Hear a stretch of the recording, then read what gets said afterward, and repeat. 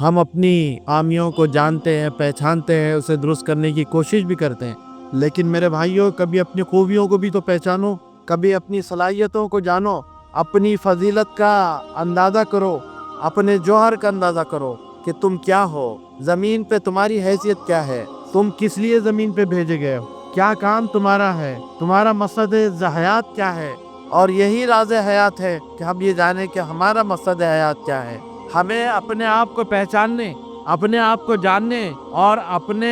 آپ کو واشگاف انداز میں پہچاننے کا ایک موقع ملنا چاہیے۔ اگر یہ بات ہوتی ہے تو ہم اپنے آپ کو جانیں گے تو پتہ چلے گا کہ کیا اوصاف ہمارے ہیں، ہماری اجتماعیت کس خوبیوں کی حامل اجتماعیت ہے۔ وہ ملت جو آج ساری دنیا میں لہو لہو ہے، وہ ملت جو آج خون کے پوری